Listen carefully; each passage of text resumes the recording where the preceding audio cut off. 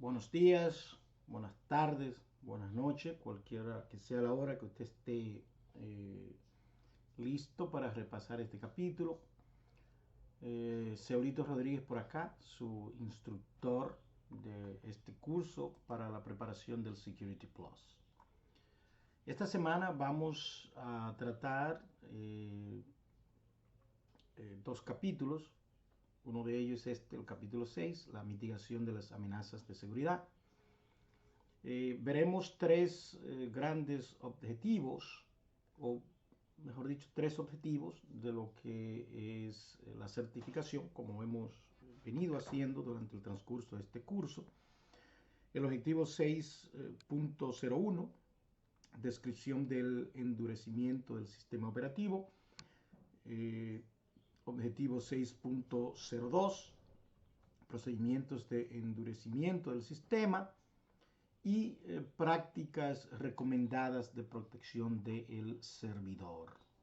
Entonces son los capítulos que, este es uno de los capítulos que deben leer, ¿verdad?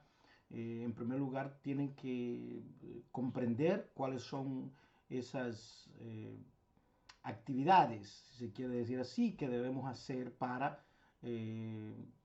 endurecer el sistema operativo. Y uno de los primeros elementos consiste en la desinstalación de software para reducir la superficie del ataque del sistema. Software que no son necesarios.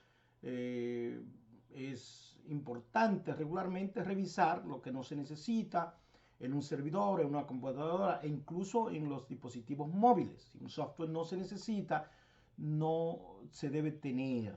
La razón es que cualquier software hoy en día puede utilizarse como puerta de entrada, si se quiere decir así, para atacar un sistema. Entonces, para el examen de certificación del Security Plus, debes conocer este concepto de endurecimiento del sistema y lo que implica el endurecimiento del sistema, es decir, que es el proceso de desinstalar software innecesario y deshabilitar los servicios innecesarios de un sistema.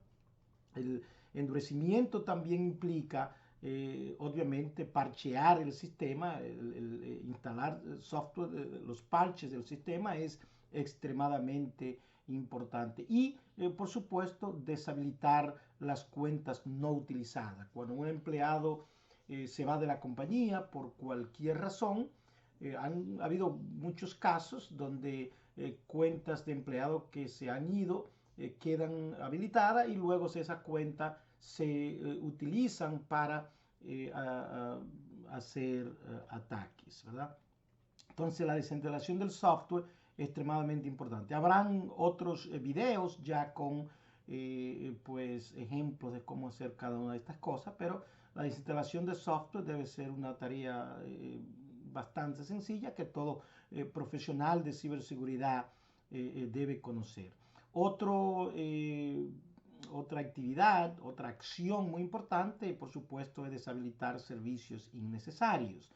Hay algunas de estas traducciones, ¿verdad?, que se pierden. Por eso originalmente puse el software, tanto los capítulos en español como en inglés. Pero, por ejemplo, aquí lo que estamos hablando, algunos servicios, ¿verdad?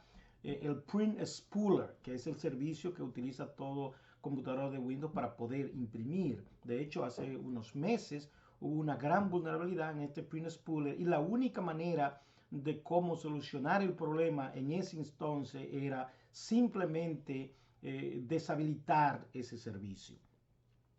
Habrán varios videos demostrando cómo hacer eso. Entonces, aquí hay algunos servicios importantes que debe conocer y en qué consisten, que probablemente le salga alguna pregunta en el Security Plus, ¿verdad? El Print Spooler, el Workstation, el Server, el Messenger y el Remote Desktop Services. Debe conocer cada uno de esos servicios. Así que es importante que pues estudie cada uno de ellos.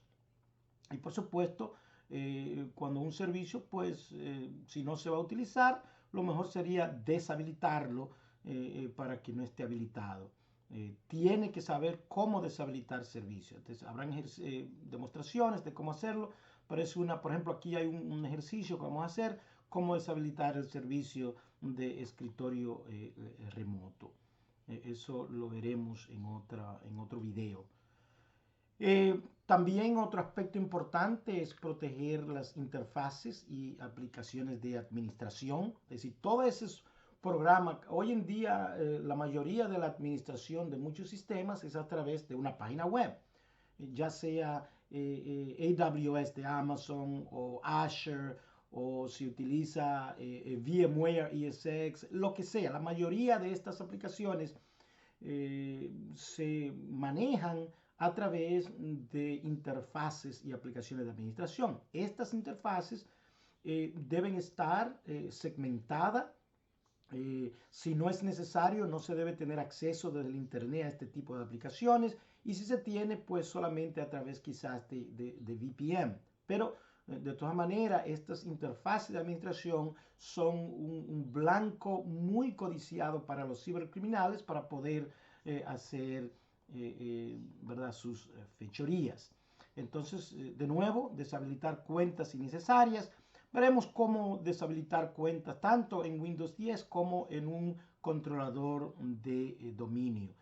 Cuando vemos acá, cuando se instala una cuenta de Windows por primera vez, principalmente en sistemas operativos ya antiguos como Windows 7, en los sistemas operativos modernos, Windows 10, Windows 11, Windows 2019, normalmente cuando usted entra tiene que crear una cuenta, y la cuenta de administrador normalmente está deshabilitada también. La cuenta de guest también está deshabilitada. Otra cosa importante sería, por ejemplo, el cambiar de nombre la cuenta de administrador, ya que obviamente todos los criminales saben que en todos los sistemas de Windows hay una cuenta de administrador con el nombre de administrador. Entonces, normalmente esa es la primera cuenta que tratan de intentar de entrar, ¿verdad? Cuando se va a realizar un ataque, de romper el paso o lo que sea. Entonces, si esa cuenta pues se le cambia el nombre, ya eso es una vulnerabilidad menos, ¿verdad? En un sistema. Bien, entonces habrá ejercicio de cómo hacer ese tipo de cosas. Para el examen del Security Plus, recuerde que parte del endurecimiento del sistema consiste en garantizar que se deshabiliten o eliminen las cuentas de usuarios innecesarias. Hablamos, por supuesto, que la administración de parches es extremadamente importante y que deben revisarse esos software y parcharlo. Es fundamental para la seguridad del sistema que mantenga el sistema parcheado, ya que mantener un sistema parcheado ayudará a eliminar vulnerabilidades en el software que normalmente permiten a los piratas informáticos ingresar al sistema. Muchos de los ataques que se han realizado y se vienen realizando constantemente, o mejor dicho, esas brechas de esos hackeos, en gran parte tiene que ver con la vulnerabilidad de software, o mejor dicho, software inseguro. De hecho, en la nueva estrategia que el presidente Biden acaba de anunciar recientemente, uno de los aspectos importantes es que las compañías que fabrican software, estos grandes fabricantes como Microsoft, Apple, Oracle, Google, van a tener que tener cuenta porque van a ser encontrados culpables si se hace, si hay un gran hackeo y ha sido porque ha habido negligencia en el parcheo del software. Sabemos que lamentablemente vivimos un mundo donde todo es negocio, donde el dinero está por encima de todo. Para estas grandes compañías, mucho más beneficioso a partir del punto de vista del negocio lanzar un software con cierta vulnerabilidad y luego parchearlo, que simplemente postergar uno de esos grandes proyectos cuando tienen que lanzar un software por cuestiones de competitividad, ¿verdad? Vivimos en un mundo, en el mundo de la transformación digital, donde todo el mundo quiere lanzar la última tecnología primero para obtener pues ventaja competitiva. Entonces, eso muchas veces, lamentablemente, sucede que hay software que lanzan que no están preparados para lanzarse. La protección de contraseña Por supuesto, hemos hablado y creo que es de conocimiento de todos que los grandes ataques ocurren con contraseñas débiles. Entonces debemos protegerlo. En cuanto a un sistema, si una computadora, por ejemplo, que esté en un lugar donde tenga acceso a muchas personas, incluso tener una password en el CMOS, ¿verdad? De esa computadora puede ser importante para que alguien no tenga acceso físicamente a esa computadora. Entonces eso también es importante. Aparte del password de Windows, un password en el CMOS de una computadora ayuda pues a reducir la superficie de ataque. El endurecimiento del registro. Windows tiene un registro, el registry, ¿verdad? Que es como una base de datos donde prácticamente todo lo que se hace en Windows, toda la configuración va a ese registro. Bueno, pues en ese registro también hay una parte donde un atacante puede poner un programa quizás para que se ejecute automáticamente. Veremos un ejercicio, una práctica, un video de cómo nosotros proteger ese registro. Otro aspecto importante del registro es que no es recomendable hacer cambios en el registro. Todos los cambios que hacemos cuando configuramos algo en el panel de control, etcétera, va a ese registro. Pero hay aspectos a veces que solamente se hacen en este registro, en este registry. Sin embargo, esos cambios no hay forma de cómo deshacerlo después que se hacen. Entonces, es importante que si se va a hacer un cambio en el registro, que se haga un backup de ese registro, ¿verdad? Y aquí se explica cómo hacerlo. Así que aprenda a modificar el registro manualmente, aunque no es bueno que lo haga, al menos que no sea necesario, pero también a cómo hacer un backup del registro y hablaremos, también habrá un ejercicio de eso. Una parte muy importante del endurecimiento de un sistema es el cifrado. Para asunto de ciberseguridad, del Security Plus, mejor dicho, debe conocer bien lo que es el IFS, el Encryption File System o el sistema de cifrado de archivos. Habrán de ejemplos, es decir, donde yo puedo cifrar un archivo o una carpeta, ¿verdad?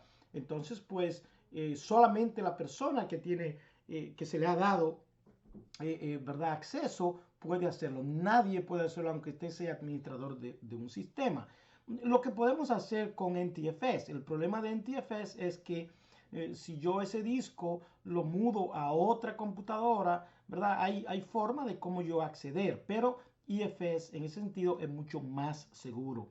Habrán varias preguntas en el examen del Security Plus donde se trata de confundir, pero recuerden que para asunto de confidencialidad, uno de los 3 elementos básicos de la tríada de la CIA, el cifrado es lo número 1.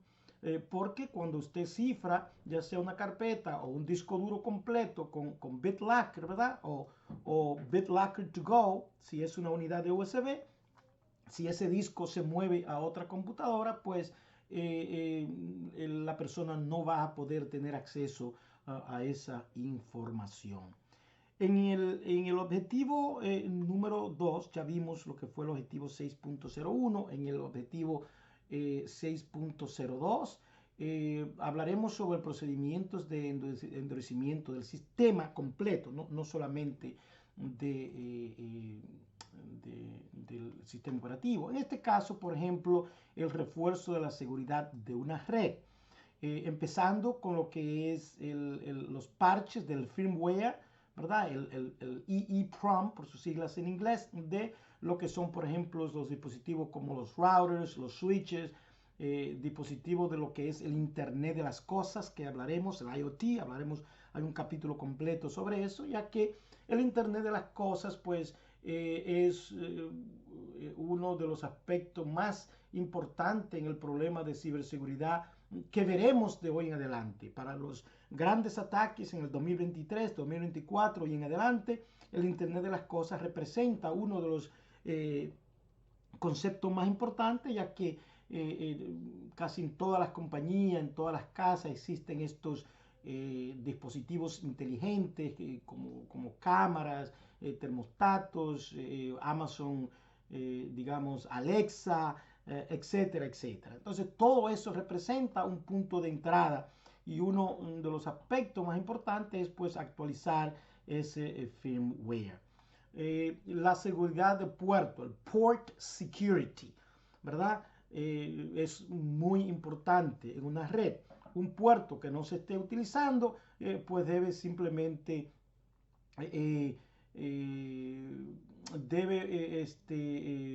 bueno, en este caso, por ejemplo, que no se esté usando debe deshabilitarse, eso primero. Por ejemplo, aquí se utiliza, no tiene que, como profesional de la ciberseguridad, no tiene que ser un experto en networking, ¿verdad? En redes. Muchas de estas cosas la haría quizás el encargado de la red, pero sí debe tener conocimientos básicos de este tipo de cosas. Entonces, por ejemplo, en este ejemplo, limita qué sistemas pueden conectarse al puerto 1 del conmutador configurado. Entonces, aquí están los comandos, ¿verdad? Por ejemplo, podría configurar de que solamente una computadora, ¿verdad?, pueda conectarse a ese puerto y especificar la dirección física o el MAC address, ¿verdad?, de esa computadora que se puede conectar ahí. De tal manera que si, por ejemplo, por ejemplo, de tal manera de que si hay una violación, entonces se puede, pues, prácticamente, qué sé yo, apagar ese puerto o lo que sea. Es muy importante entender ese tipo de cosas, aunque no tenga que hacerlo. Así es que el Switch Port Security, ¿verdad? Es muy importante. Recuerde para el asunto, el examen de Security Plus, que la seguridad de puerto es una característica muy importante de los switches o conmutadores de red que le permite controlar qué sistemas pueden conectarse a un puerto específico de dirección de la MAC. Otro aspecto importante en este objetivo es la limitación y el filtrado de los MAC addresses, ¿verdad? Filtrar, limitar qué MAC address puede conectarse. Aunque esto realmente ayuda a la postura de ciberseguridad, no quiere decir que es 100% infalible, porque hay formas de cómo cambiar, hacer lo que se llama el MAC spoofing, que veremos una demostración de cómo hacer eso. Pero de todas maneras ayuda, es decir, la idea principal en el mundo de la ciberseguridad, nunca se van a poder eliminar todas las vulnerabilidades y los ataques, pero uno de los aspectos importantes es retrasar al atacante, de tal manera de que se convierta, de que si un atacante está gastando mucho tiempo con un sistema y el sistema quizás no vale la pena, el atacante va a decir, bueno, no vale la pena gastar tanto tiempo en esto, entonces se muda y se va donde otro. Entonces prácticamente ese es uno de los objetivos principales, tratar de disuadir a ese atacante para que apunte hacia otro lugar y nos dejes en paz, ¿verdad? Porque al fin y al cabo, dependiendo de quién sea el atacante, no hay compañía en el mundo que no sea vulnerable, que no pueda ser penetrada. Si un atacante tiene los recursos, la intención, cuando hablo de recursos, tiene los conocimientos y tiene el dinero y el tiempo suficiente, eventualmente no hay sistema o compañía ni gobierno que no sea hackeado. Ha sido hackeado el gobierno de los Estados Unidos, ha sido hackeado el gobierno de China, ha sido hackeado el gobierno de Rusia, etc. Es decir, realmente no existe ninguna compañía que no pueda ser hackeada, dado el tiempo y los recursos necesarios para hacerlo. Bien, entonces deshabilitar interfaces no utilizadas. Por ejemplo, en una gran compañía, ¿verdad? Que hay muchas oficinas, y hay compañías públicas con miles de empleados, que nadie sabe quién es quién, ¿verdad? Cualquier persona puede entrar, conectarse a una laptop si un puerto está habilitado y hacer o tratar de hacer cualquier fechoría. Entonces es importante que cuando un cubículo, una oficina, un empleado se va por una u otra razón, por ejemplo, aquí vemos cómo simplemente apagar ese puerto para que no pueda ser utilizado por nadie más. De nuevo, como profesional de ciberseguridad no tiene que ser manejar estos comandos de Cisco, por ejemplo. En la mayoría de los routers y switches modernos, todo eso se hace también no a través solamente de comandos, sino también de estas interfaces de administración, ya sea que usted utilice Fortinet o Palo Alto o Cisco, cualquiera de esas compañías de redes. Entonces esto se puede hacer, pero es importante, ¿verdad? Entender el concepto. La certificación no tiene que saber cómo hacer esto, pero sí entender, porque habrán preguntas sobre, ¿verdad?, de cómo endurecer un sistema deshabilitando esos puertos. Entonces recuerden que para el examen del Security Plus, todos los puertos no utilizados en el switch deben deshabilitarse como parte del proceso de endurecimiento de la red. Otro aspecto o concepto importante que deben conocer es lo que es el 802.1x, este concepto del 802. ¿Verdad? Que es un enfoque popular para reforzar la red, ¿verdad? Asegurándose de que cualquier persona que se conecte a la red proporcione credenciales válidas antes de conectarse. Entonces, prácticamente lo que debe entender es que este estándar, ¿verdad?, hace que los dispositivos tengan que autenticarse, son autenticadores que deben autenticar. Eso es lo importante para asunto del Security Plus. En muchas compañías, por ejemplo, utiliza un servidor de radios, ¿verdad?, que es el que autentica el conector. Entonces, cuando una computadora se conecta a un switch, esa computadora primero debe autenticarse con ese servidor para ver si está utilizada a conectarse. Eso es lo que permite este estándar de el 802.1x. Y eso es lo que debe entender. Entonces recuerde que para el examen del Security Plus, que el 802.1x es un protocolo de autenticación común para controlar quién contiene acceso a los recursos físicos de la red, como conectarse a un computadora o punto de acceso inalámbrico. Este protocolo se utiliza mucho en las conexiones inalámbricas de las compañías, utilizando de nuevo, como decía, el radio server, donde en vez de utilizar, por ejemplo, normalmente una red inalámbrica pequeña o de una casa, normalmente lo que hacemos es que entramos el nombre del SID, el nombre de la red y un paso. En una compañía, usted utiliza sus propias credenciales que utiliza para autenticarse, utilizando quizá el domain control, utilizando Kerberos, ¿verdad? Entonces, pues, todo eso a través de un radio server, y es una conexión mucho más segura. Habrán preguntas relacionadas con eso. Protocolos de administración seguros. Vamos a ver ejemplos de cuáles son esos protocolos. Por ejemplo, Telnet es un protocolo viejo, es inseguro, que se utilizaba mucho antes para manejar servers de manera remota.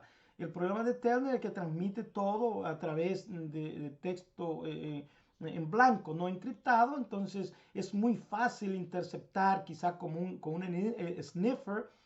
Telnet, al igual que FTP, vimos ejemplos al principio de la clase de cómo nosotros sniff o olfatear, ¿verdad?, esas conexiones o ese texto que no está encriptado, y poder determinar el usuario, la contraseña y cualquier otra información, lo cual obviamente es un gran problema con lo que tiene que ver el aspecto de la confidencialidad.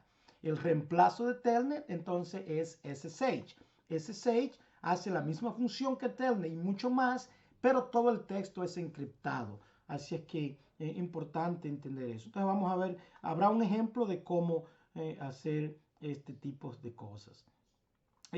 La detección de máquinas no fiables es muy importante, ya que tanto internamente como externamente, cualquier persona, muchas veces los empleados llevan quizás hotpads inalámbricos o estos puntos de conexión inalámbricos, o llevan sus propias laptops para hacer asuntos en la compañía y para prácticamente evitar utilizar los controles que usan en la compañía, y ellos pueden hacer cosas, ¿verdad?, que de otra manera no pudieran hacer. Entonces, la detección de máquinas que no estén autorizadas es muy importante y hay varias maneras de cómo hacerla. Hemos hablado ya de utilizar Kali Linux o con el mismo Windows, hay muchísimos programas, pero es importante tener en cuenta, buscar la manera de cómo detectar sistemas que no estén autorizados. Herramientas para el descubrimiento del sistema, ¿verdad? Podemos utilizar bastantes. Se puede utilizar PowerShell, se puede utilizar NetUser, se puede utilizar Kali Linux y un sinnúmero. Y obviamente todos estos programas de vulnerabilidades como Nexus, Tenable, que podemos hacer un descubrimiento de todos los dispositivos. Y veremos más adelante con demostraciones en lujo de detalle cómo hacer estas cosas. Pero por el momento lo importante es entender el concepto de que parte del endurecimiento de un sistema es pues descubrir esos sistemas no autorizados. Vamos a hablar también acerca de lo que es herramientas para el endurecimiento del sistema, como por ejemplo las directivas de grupos o los GPOs que podemos utilizar en un sistema, tanto en un sistema individual de Windows 10 como en un controlador de dominio para aplicar políticas de seguridad a todas las compañías de un dominio. Así que veremos ejemplos de cómo hacer este tipo de cosas.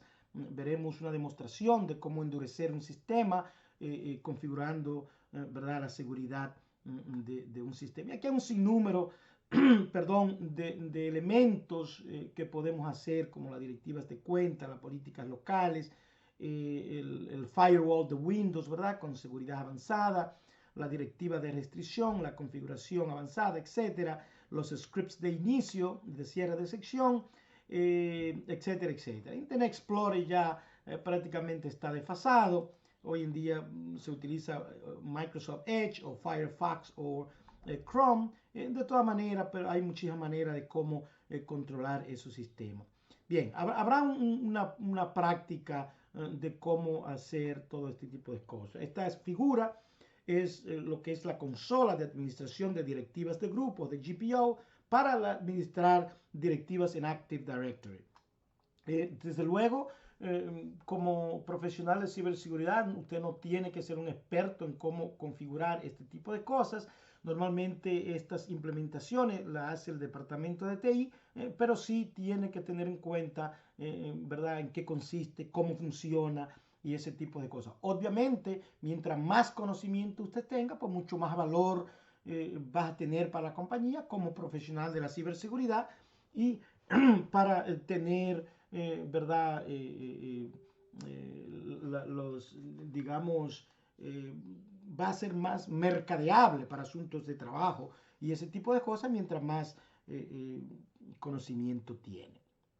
Bien, veremos una demostración sobre lo que son las plantillas de seguridad, tanto en Windows 10 como en un servidor, que podemos utilizar para nosotros configurar una ciberseguridad uniforme en toda la compañía, utilizando ¿verdad?, lo que son las bases de línea, los baselines. Veremos habrá un ejemplo de cómo crear una plantilla de seguridad. Habrá una demostración paso a paso, así que vean esos videos también. La importancia de la plantilla del sistema, hablaremos de eso. La administración de parche, ya hemos hablado. En grandes compañías utilizan un servidor de Microsoft que se llama WSOS, ¿verdad?, donde prácticamente este es un servidor donde podemos bajar todos los parches locales a este servidor. Entonces, desde esta parte central se distribuyen esos parches a todas las compañías, de tal manera de que los clientes individuales no tengan que conectarse al internet para bajar estos parches. Además, WSOS tiene muchísimas otras herramientas donde podemos probar esos parches internamente antes de, ¿verdad?, instalarlos en esos sistemas en producción, ya que pues la instalación de parche, aunque el objetivo principal es curar o sanar algo dentro del sistema, también pueden causar grandes problemas. Bien, entonces no vamos a demostrar cómo se instala y configura un WSOS. Eso es un poquito complejo y toma cierto tiempo. Para el Security Plus lo importante es saber cómo esto funciona. Lo que hemos trabajado en TI y hemos hecho este tipo de cosas, pues entendemos la importancia de lo que es WSOS y como profesional de la ciberseguridad te tiene que entender cómo funciona esto. La configuración de una línea de base de datos, como ya dije, de una base de seguridad, ¿verdad? Una línea de base de seguridad es muy importante, ¿verdad? Es una configuración estándar que ha sido aprobada por la empresa, eso es lo más importante, ¿verdad? Y que se puede utilizar en todas las computadoras. Así que lean esto y entiéndalo con un lujo de detalle. Muy importante para asuntos de la vida real y para el examen también. Aquí hay un sinnúmero de artefactos, ¿verdad? Que deben pues conocerse para asuntos de seguridad. Así que lean todo ese material bien. La postura de seguridad de informes, ¿verdad? Lo que hablamos de la configuración de base inicial, el monitoreo continuo de la red es muy importante.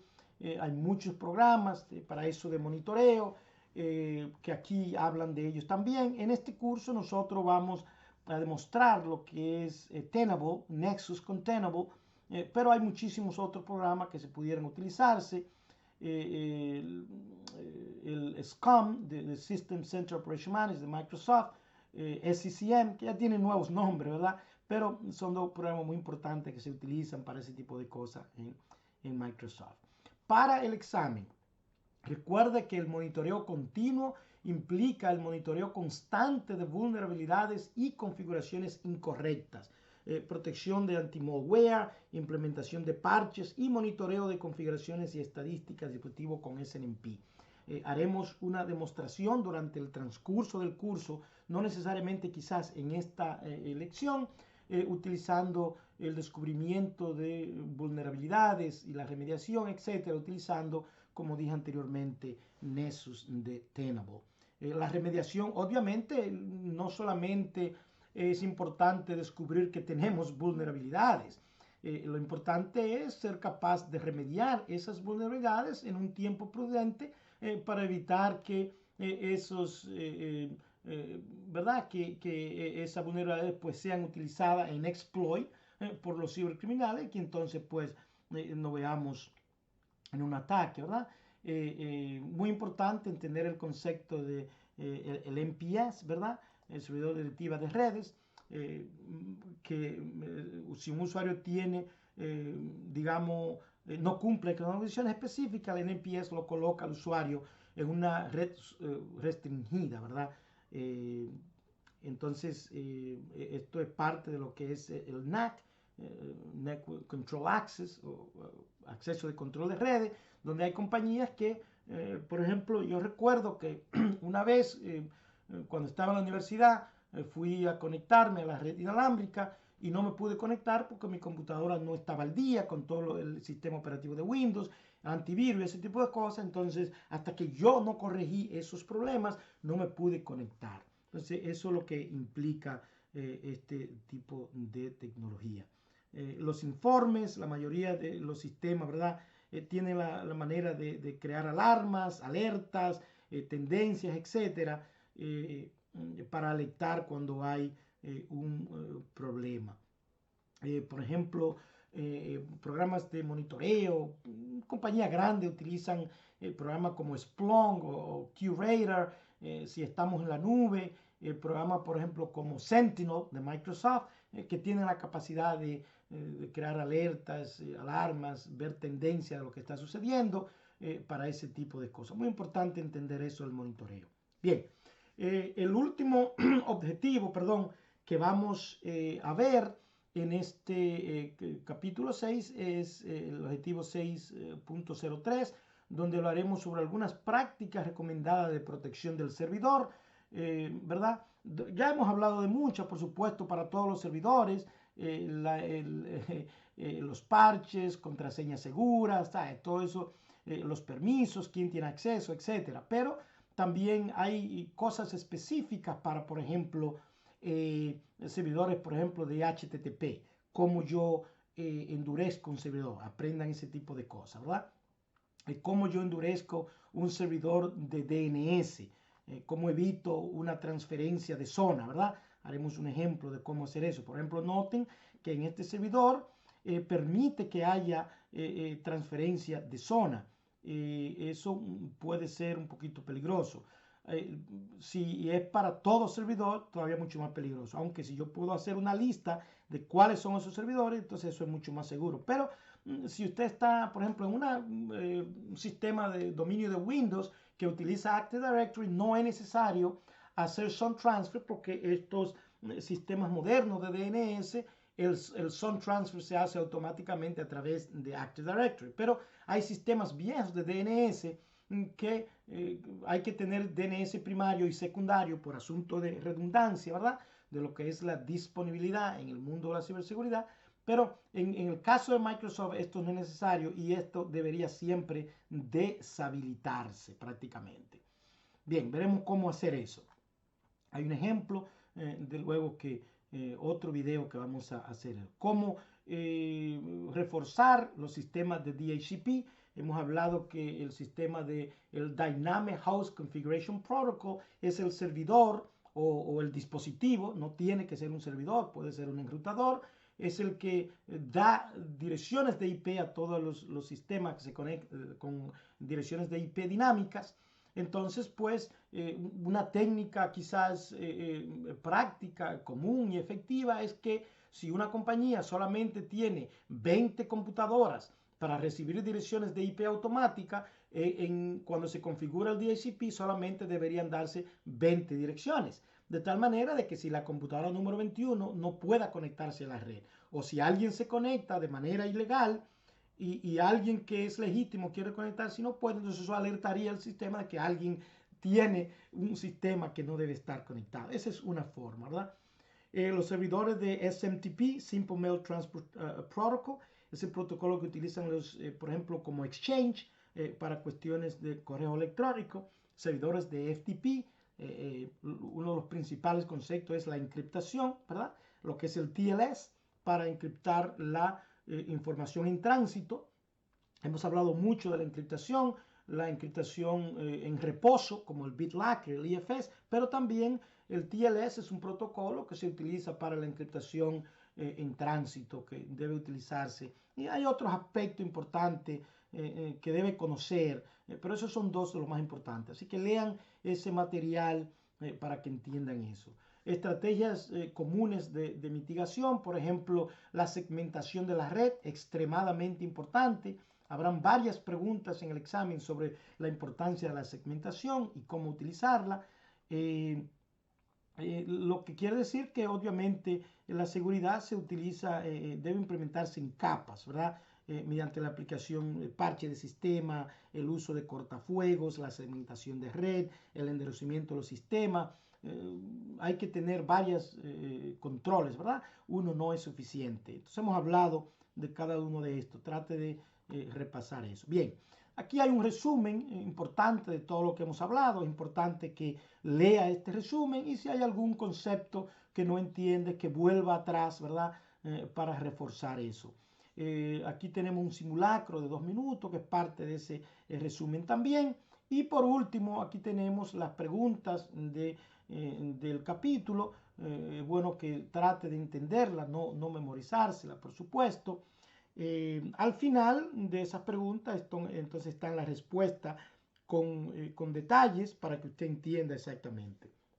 Entender esta pregunta es crucial para poder pasar el examen que daremos al final para este curso y también pues para el examen del Security Plus, ya que muchas de las preguntas que aparecerán, aunque no sean quizás, no van a tener el mismo texto, pero son los mismos conceptos. Todas las preguntas que están aquí, de una manera u otra, son las mismas preguntas en el Security Plus, pero quizás tratando de confundirlo. Si usted entiende bien el concepto de lo que hay en este curso, no hay forma de que usted se queme en ese examen si realmente usted está serio en pasar ese examen.